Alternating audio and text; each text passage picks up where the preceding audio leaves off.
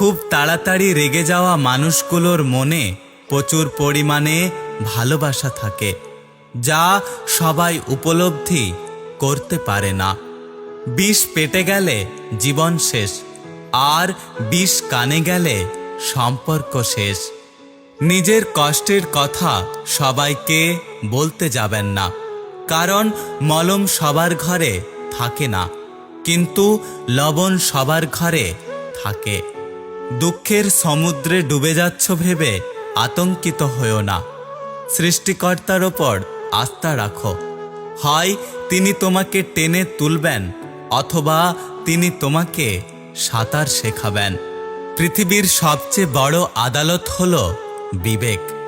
ব্যস্ততায় মানুষ মানুষকে ভুলে যায় না, বরং ব্যস্ততার অজুহাতে মানুষ মানুষকে দূরে সরিয়ে দেয়।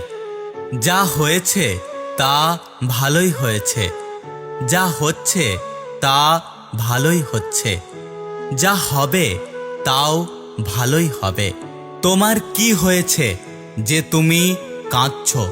তুমি কি নিয়ে এসেছিলে যে তোমার হারিয়ে গেছে? তুমি কি সৃষ্টি করেছ যা নষ্ট হয়ে গেছে? তুমি যা নিয়েছ এখান থেকেই নিয়েছ, তুমি যা দিয়েছ এখানেই দিয়েছ। তোমার আজ যেটা আছে কাল সেটা অন্য কারো ছিল, পরেও সেটা অন্য কারো হবে।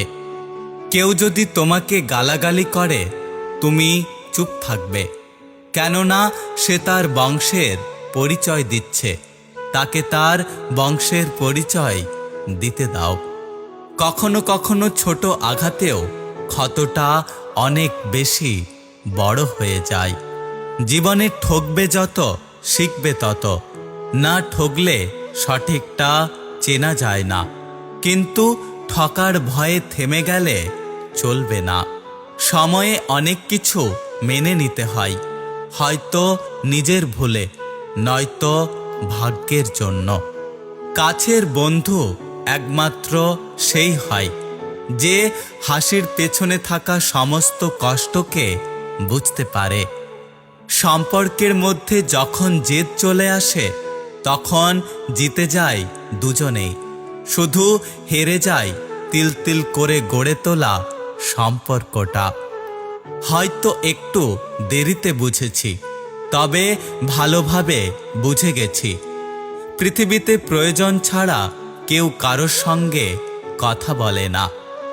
একা থাকাটা কোনো দুর্বলতা নয়, একা থাকতে পারাটা একটা যোগ্যতা, যেটা সবাই অর্জন করতে পারে না। যার ভালোবাসা যত গভীর তার ভালোবাসার প্রকাশ তত কম। ভালোবাসা হচ্ছে উপলব্ধি করার বিষয়, প্রকাশ করার বিষয় নয়। কষ্ট যদি দাও হে প্রভু, শক্তি দিও সহিবার। ভালোবাসায় শাসন করাটা অধিকার, আর আগলে রাখাটা হলো দায়িত্ব।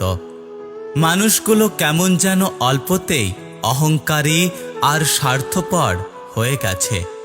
নতুন কিছু পাওয়ার আশায় খুব সহজেই ভুলে যায় তার অতীতকে।